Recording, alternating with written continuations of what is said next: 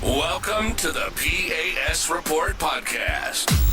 If you're tired of censorship, outraged by government abuses, and thirsty for real insights, then you're in the right place. Get ready, because here, the fight for freedom never ends. Here's your host, Professor Nick Giordano. What's up, everyone, and welcome to the P.A.S. Report podcast. This is your host, Nick Giordano. I am glad you could join me. Make sure to follow and subscribe to the podcast so you never miss an episode. Also, visit the P.A.S. Report website, PASreport.com, and share this episode with your family and friends. I got a jam-packed show. I want to talk about the Comey Indictment. I'm going to talk about the new revelations that there were 274 or 275 plainclothes FBI agents at January 6th. And I want to talk about the 180-degree turn, the pivot, when it comes to President Trump and his stance on Russia's invasion of Ukraine. So this show is going to be jam-packed. And I'm going to start with Comey because Democrats are up in arms. They're screaming, this is what dictators do. Now, I want them to spare me the fake outrage because these are the same people that made no secret about the fact that they wanted Donald Trump in jail. They wanted anyone who supported the president, who worked for the president. They wanted to jail them. They wanted to destroy economic livelihoods, blacklist anyone who would even dare to be in a relationship with the president of the United States. And in 2020, they tried to create the Trump Accountability Project, where the mission was to target anyone who worked or supported the president. And from their own words, quote, "Those who took a paycheck from the Trump administration should not be able to profit from their efforts to tear our democracy apart." They wanted to make sure that anyone who worked inside the Trump administration couldn't find jobs afterwards, that no employer, they'd be so toxic that no employer would dare employ them. And they stated that those who worked on his campaign, who staffed his administration, who contributed him to financially, should be destroyed. Congresswoman Alexandria Ocasio-Cortez even argued that the Trump Accountability Project didn't go far enough and that it should target anyone who said anything positive about Trump, that they should comb social media, get snapshots of anyone praising the former president, both those within the administration and outside the administration. These are the same people that weaponize the system, to target their own political opponents. They sued him and his businesses. They had the statute of limitations changed so that Trump could be sued personally. They tried to destroy his economic livelihood. They arrested him 4 times. They arrested his campaign manager. They arrested his campaign advisor. They threw away the concept of attorney-client privilege and arrested his lawyers. They arrested his national security advisor. They arrested and jailed his trade advisor. They arrested his military valet. They arrested and jailed the Trump Organization CFO. They spied on Trump. They spied on his staff. They tried to force him out of office with a fake Russia collusion hoax. They tried impeaching him twice. But this isn't just about Trump. They also tried to label nearly half the country as domestic terrorists, domestic violent extremists. They targeted parents at school board meetings. They targeted Catholics. They targeted people who shopped at Dick's Sporting Goods and Bass Pro Shops. So, excuse me if I'm not sympathetic to the Democrats' argument about the system being weaponized to target political opponents. Let's be honest here. James Comey isn't the Boy Scout he pretends to be. He is one of the biggest narcissists out there. And it reminds me of Lord Fauci, right? Remember when Lord Fauci said, "I am the science"? Comey believes that he is democracy. He's the self-anointed guardian of democracy, and he gets to decide who is deemed fit for the office of the presidency and who is not. People do not realize the scale of wrongdoing when it comes to the whole Russia collusion hoax. You know, they want to complain that Comey is being unfairly targeted and Trump is just going after his political enemies. But the truth is that everything we know today, everything we know, everything we've learned, all the documents that have been declassified, their own emails, their own sound bites, it would be criminal if we allow those involved in Russiagate to get a free pass, to get away with what they got away with so far. They did immense damage to the United States, irreparable damage. How do we fix that? They destroyed our institutions. They abused their power, and they have to be held accountable. This should only be the start of things. This isn't about Comey. It's not about the Brennans and the Clappers of the world. This is about all those who we invested an enormous amount of public trust into, and they violated that trust. Now, I want to get to the perjury charge because I think it's really important. That's what this indictment is about. Comey hasn't been charged with anything related to the manipulation of intelligence and evidence.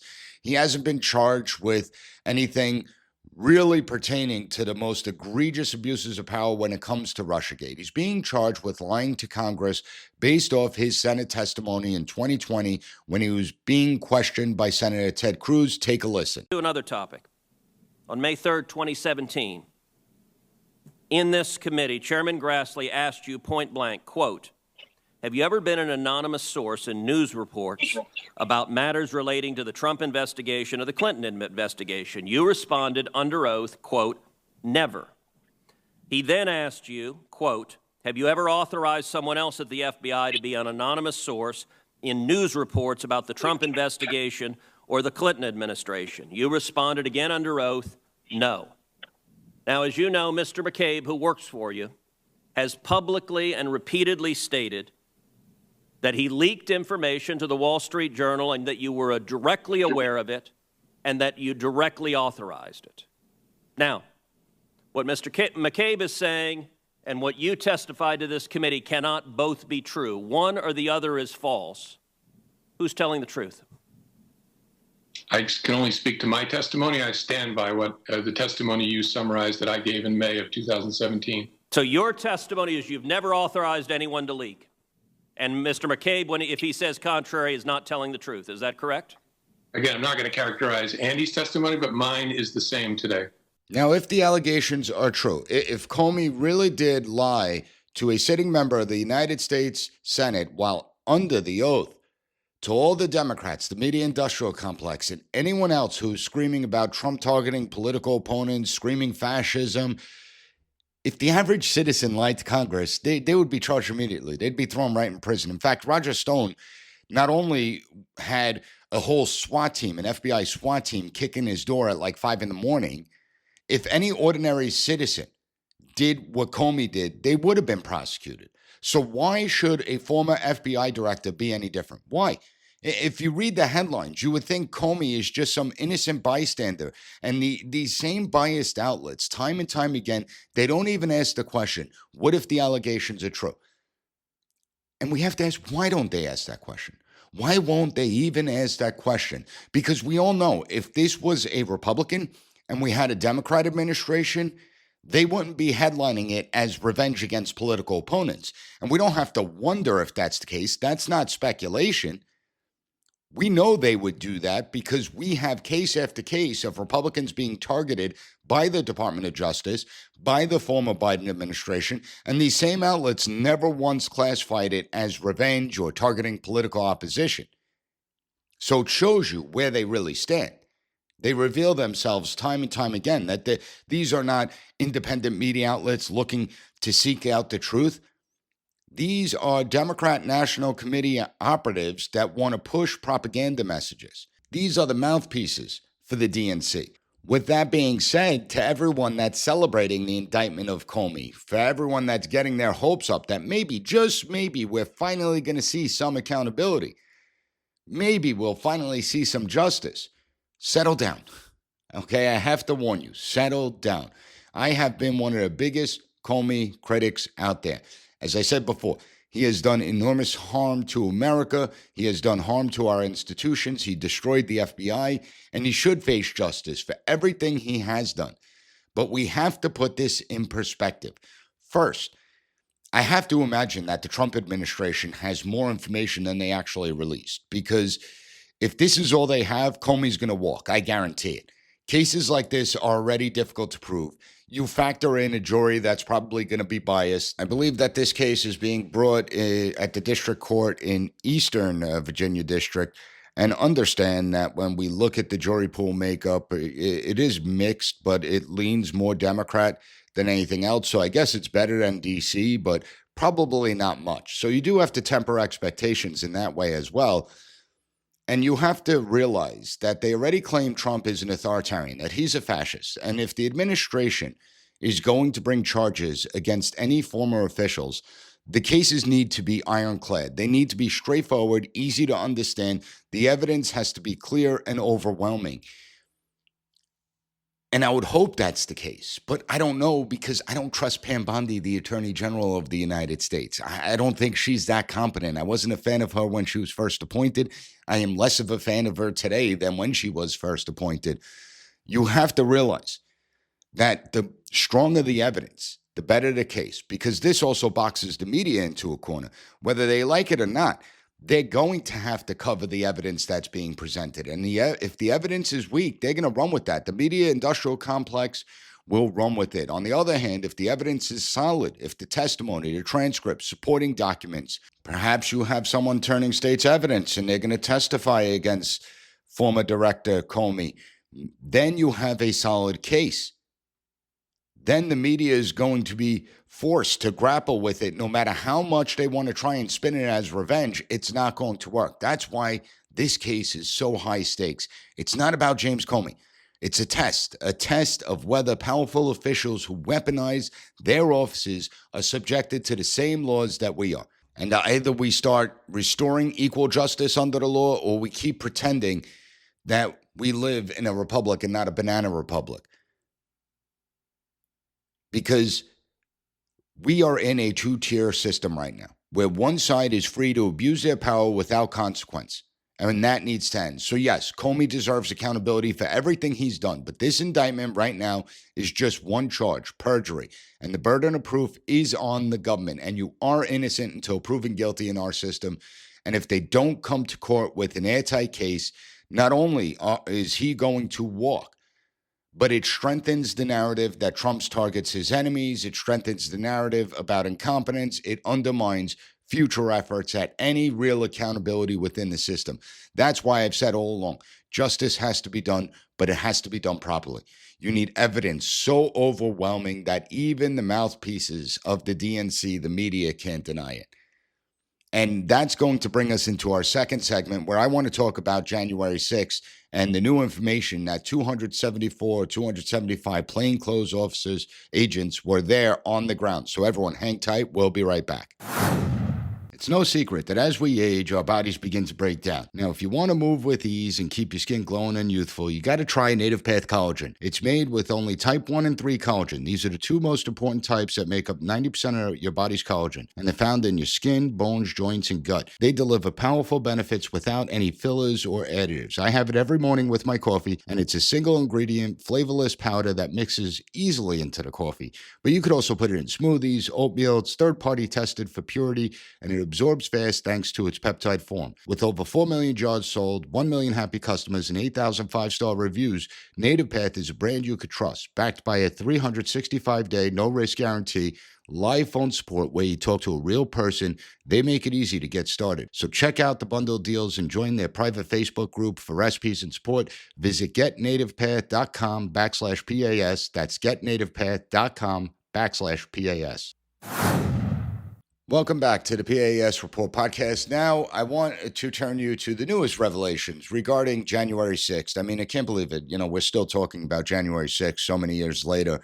And it was one day in a moment of time, yet it was an important day because it has the same theme as the previous segment: the abuses of power, the weaponization of government, the idea of accountability, and what is the truth out there. We cannot ignore this story. I think this is big. And my guest last week, Steve Baker, he's been on top of this from the start. I suggest you listen to last week's episode. I wish I had him on this week. I mean, come on. This was the week to have him on. But this news broke after that interview. Now, the FBI has disclosed to Congress that they had 275 plainclothes agents on the ground, nearly 300 at the Capitol building on January 6th. And this immediately raises the question, what did they do? And why are we just learning about this now?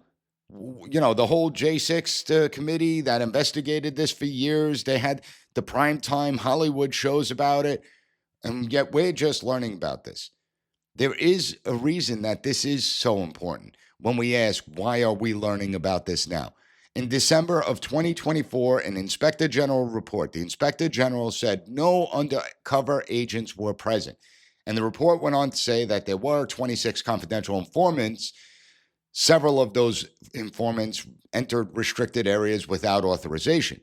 But now we have a major contradiction. Now we have real information from the FBI itself that there were nearly 300 special agents. This is a big deal because that is an enormous present. We're not talking about a couple of agents. We're not talking about a dozen agents. We are talking about a couple hundred agents. Now, did the Inspector General not know that there were plainclothes agents on the ground?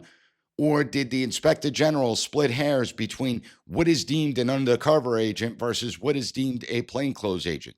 If the Inspector General did know about these agents being on the ground, he has to be relieved of his duty immediately. He must be fired. And if he didn't know, the question is, why not?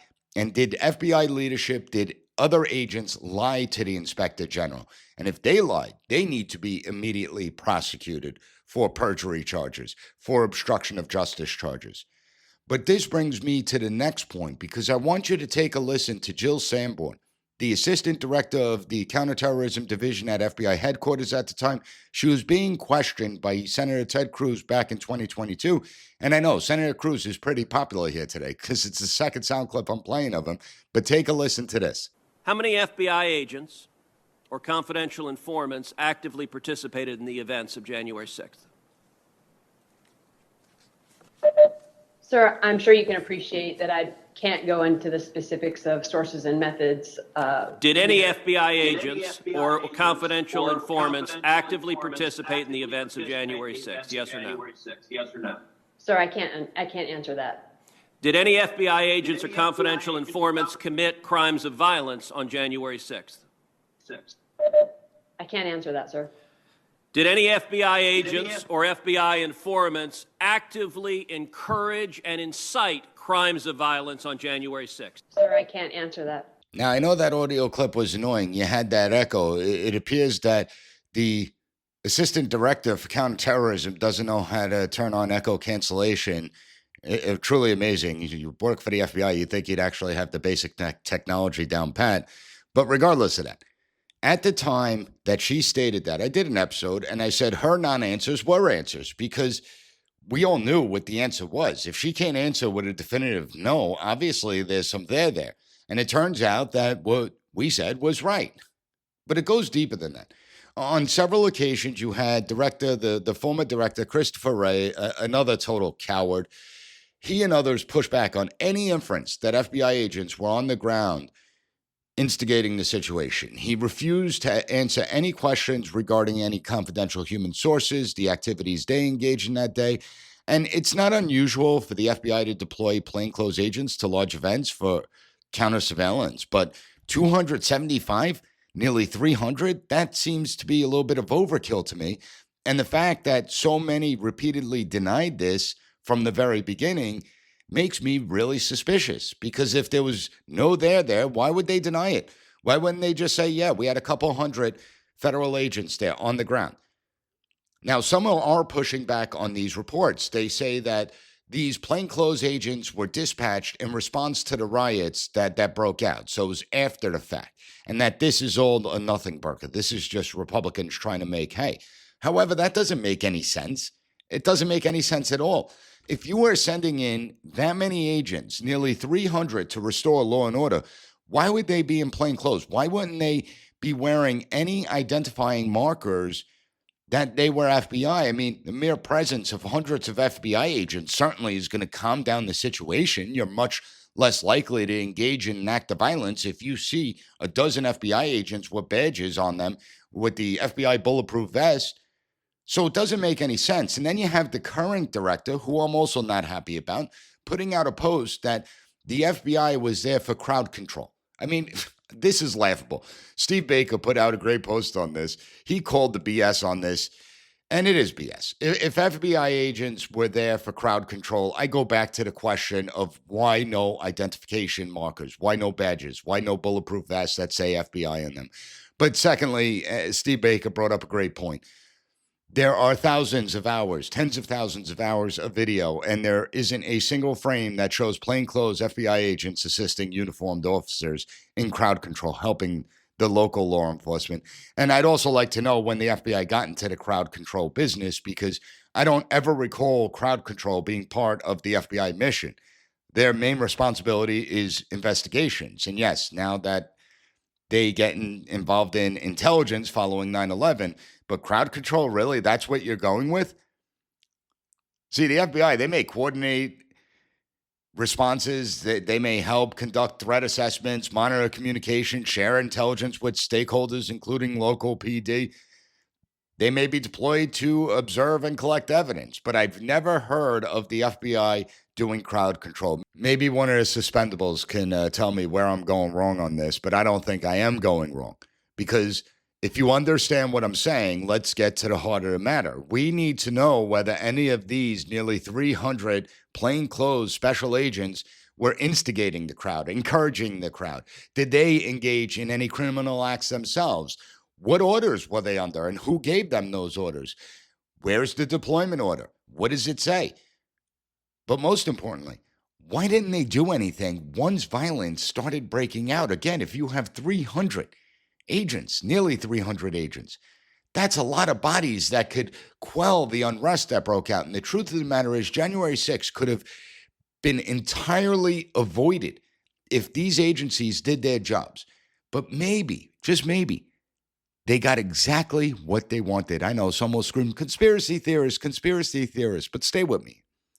The fact that you had so many agents on the ground, you had the intelligence prior to January 6th showing that this was going to be a huge day, huge crowds, huge turnout, and the potential for violence did exist if everything went sideways. We know that agencies had meetings prior to January 6th about the security apparatus, about the threats that were coming in. Yet you're telling me that over nearly 300 plainclothes agents deployed on the ground did nothing to prevent it, despite the intelligence showing that violence may occur? That's not negligence. That's not even incompetence. That's nefarious, and it's a dereliction of duty. This is not about relitigating the events of that day. Anyone that committed an act of violence, I don't care if the FBI instigated or not, you commit an act of violence, you destroy property, that's on you. You're an adult. You can make up your own decisions. You can make your own choices. And I have no sympathy for anyone that committed any type of property damage. My sympathy lies with the people that simply were just there, that were simply on the grounds and had their livelihoods destroyed, their lives uprooted from them. The fact that there were so many that did nothing, yet they were caught up in this massive sweep. This is about demanding transparency from agencies that have spent years stonewalling basic questions. You need to show the American people what these agents did and what they didn't do. And until that happens, the suspicion is going to remain that the very institutions that are entrusted to protect this country have helped create the narrative that they use to expand their power. And that's what it always comes down to, power, my friends. That's the heart of the matter. The weaponization, the lack of accountability, and power. And we need the truth. I don't know what it's going to take for some of the American people to wake up, to get their heads out of the sand, to realize how the bureaucracy is expanded, how it operates, and how abusive it's become. Because that's the real threat in our society. The overbearing bureaucracy. We need to demand answers, and hopefully we get those answers soon. Now, we need to take a quick break, but when we get back, I want to talk about Trump's 180-degree turn on the Russian invasion of Ukraine. So everyone hang tight. We'll be right back. Welcome back to the P.A.S. Report podcast. Now, if you find the content of the episode informative, I ask that you share it with 3 or 4 friends of yours. Get them to become a P.A.S. Report listener. It helps with, obviously, the rankings. And there's a lot of voices out there, but it seems that the bomb throwers get the most attention. While I may not be a bomb thrower, I do call it as I see it. And I have to talk about Trump's pivot on Russia, because this is monumental. I mean, this is 180 degrees. The UN, I don't think people realize how important Tuesday's UN visit was, how that changes so much out there. And it's amazing because you look at our media. How many segments did you see regarding the escalator? How many segments did you see regarding the sabotage of the teleprompter? Now, fine, okay, the escalator stopped, the teleprompter was stopped. Maybe it was intentional, maybe it wasn't. If it was intentional, you fire the individuals that were involved. But is that putting money in your pocket? Is that helping you pay your bills? Is that going to change your life in any sort of way? And the answer is no. And yet the media runs with that story as opposed to understanding, wow, we just totally shifted our policy on Russia. Trump has had enough. He's had enough with Vladimir Putin. He tried to play nice with Vladimir Putin. Obviously, that hasn't worked, and he is pivoting. And you see in real time the pivots that are occurring. So if we think back, President Trump campaigned on the idea that he's going to solve the conflict within 24 hours once he's in office. It's obviously proven rather difficult. That was not surprising. People take everything as literal today. They don't realize the exaggeration in the way Trump speaks. In any event, you have President Trump coming into office. He's tired of a war. He wants to see peace. Republicans are tired of supporting it. They're tired of seeing hard-earned tax dollars flowing overseas to another country with no clear plan in sight, no smart objectives that have been listed. And let's face it, the last administration never really spoke to the American people about what our role is in Ukraine, and they never tried to persuade anyone. So Trump comes into office, he wants to end all that. He just wants peace in this area. He understands that if you improve stability on the world stage, it means more for economics, more the world can advance. And you had Zelensky meeting with Trump in the Oval Office. He comes in. He wasn't wearing a suit. And the meeting's actually going well. They open the door, let the press in. They're answering questions from the press. And then all of a sudden, Zelensky interrupts J.D. Vance and starts dictating to President Trump and Vice President Vance, and Trump just flips. You don't have the cards. It was one of the funniest moments in political history, something we've never seen happen before. And people are horrified by it. Have a sense of humor, because it was funny. In any event, Zelensky apologized. They patched things up. And Trump then plans a meeting about a month and a half ago. He's going to meet with Vladimir Putin. And on a Friday, they go to Alaska. They sit down. And Trump expresses how he wants this war to end. Putin seems to be on board. At least that's what he says. He wants the fighting to end as well. And we start to get the hope that there's a pathway for peace. That Monday, you have Zelensky coming back to the United States. You have about, 6, 7, 8, 9 European leaders coming to that same meeting, a united front. And it looks like, everyone is optimistic. It looks like something big's going on, that we might have a deal in place. And then what happens? Russia continues to escalate in Ukraine. Russia doesn't show any interest in sitting down with Zelensky in trying to figure out what it will take to get peace in this area. What will it take to end the conflict? And if you look over the last few weeks, Trump, you could tell he's extraordinarily annoyed at Vladimir Putin. And understand that egos aren't a reason to start wars, but ego matters, especially when we're talking to world leaders. Trump staked a lot that he had a better relationship with Putin than the previous administration and other previous administrations, and that he could talk to Vladimir Putin. He thinks he could work something out. And so Vladimir Putin has humiliated President Trump. It's not me bashing Trump. It's the actions of Vladimir. So at the United Nations, Trump says this when asked about Russia. What progress do you think has been made on ending Russia's war against Ukraine since the last time you saw President Zelensky? Well, the biggest progress is that the Russian economy is terrible right now. It's, as you know, it's crashing. And that, frankly, Ukraine is doing a very good job of stopping this very large army.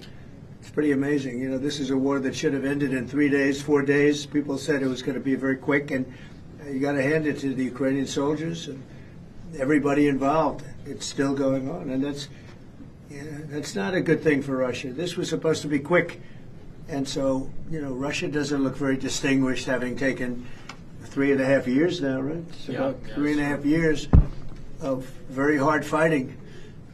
and it looks like it's not going to end for a long time. Mr. President. Now, look at that pivot. Immediately, he's asked about progress. What progress has been made to end the war in Ukraine? And Trump just pivots to start bashing Russia. But that wasn't even the key moment.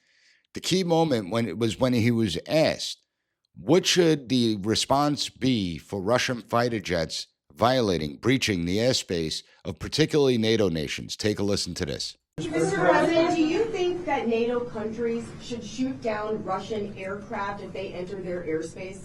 Yes, I do. Now, that's huge. That is a huge change in posture. And yet the media, they want to talk about escalators. They want to talk about Trump telling the truth when it comes to the United Nations, that the UN has failed itself by not even picking up a phone to try and end conflicts that exist around the world.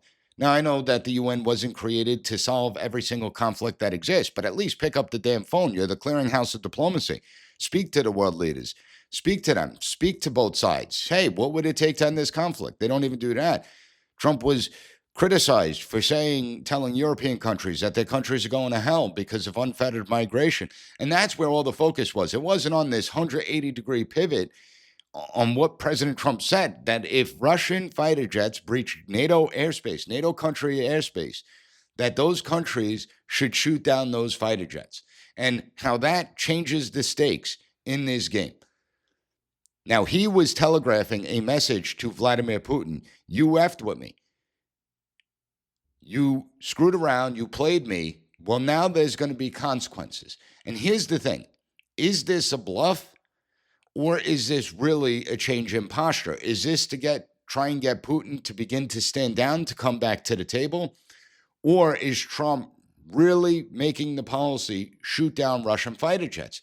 And when you understand the dynamics of international politics, you use the levels of analysis to try and figure out, why do countries behave the way they do? Why do they make the decisions they do? Why do leaders behave the way they do and make decisions? But to also try and predict all the different scenarios of how this could unravel. This may have just been Trump trying to use soft power to get Putin to send a message to him that, hey, you annoyed us, we see it, and if you keep it up, we're going to provide Ukraine with more funding. We'll provide them with more weapons. We're going to make them stronger. We're going to make NATO stronger. And you're going to have to contend with NATO. And if you're having such a difficult time with Ukraine that you've been there for 3.5 going on 4 years, if you can't take on new Ukraine, how are you going to take on a 31 military alliance, particularly the United States as the dominant power, but also Poland has a strong military. France has a decent, respectable military. Britain has a respectable military. And I want to make it clear that if Putin can't even take on Ukraine, he has no chance against the NATO alliance. So when it comes down to it, is this Trump giving Putin a ramp to come back to the diplomatic table? What happens if Putin tries to call Trump's bluff? What happens if we start seeing Russian fighter jets increase their incursions into NATO airspace? Well, now Trump has to respond. He can't let that go without any type of response, because that will make the United States look weak and feckless like the Biden administration did for 4 years. And you are going to have to take out a Russian fighter jet. You have to send a message that this won't be tolerated. And so what happens if that happens? Then the ball's in Putin's court. Will Putin realize that he pushed too far? Will he realize he crossed the red line and he now needs to pull back? Or will he up the ante? Feel that he has to respond in kind because he doesn't want to be embarrassed, because he doesn't want those within his inner circle to view him as weak and feckless and bowing to an American administration.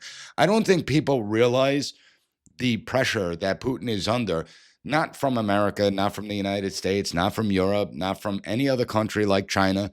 The amount of pressure Putin is under from those within his inner circle, which are even more hardline than he is.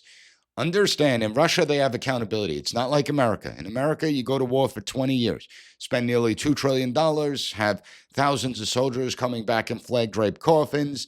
You lie to the American public for that 20 years, saying you're making progress, that the situation's contained, that the Afghan government is stable, that the Afghan security forces can hold that country, and the Taliban is able to take over the country within a week, announcing our withdrawal.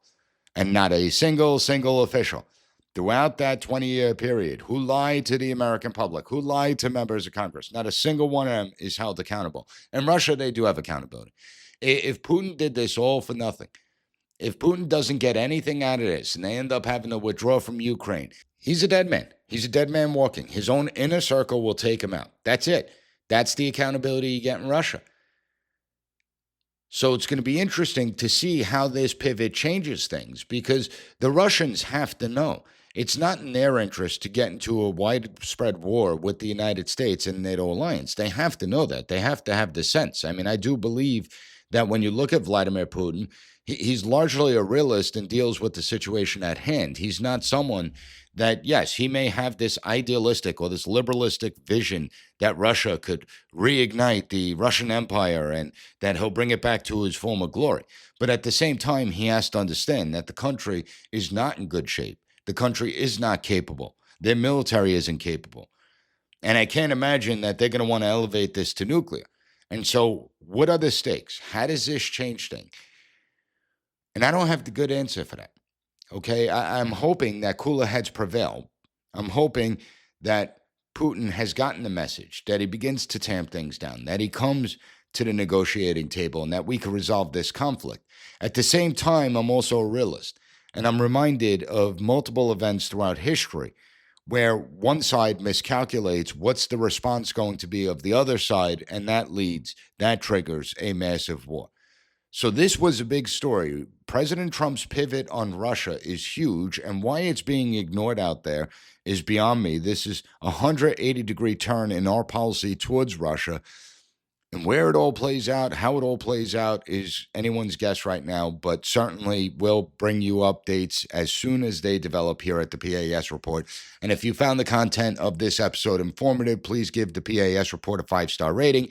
Take 30 seconds to write a good review on Apple Podcasts and Spotify. I want to thank you for joining me, and I'll be back on Wednesday with a great interview I got lined up, so you're not going to want to miss it. Thank you for listening to the P.A.S. Report. Don't forget to rate, share, and hit that subscribe button. That way you'll never miss an episode. For more exclusive content and updates, visit us at PASreport.com and follow Professor Giordano on all social media platforms at P.A.S. Report.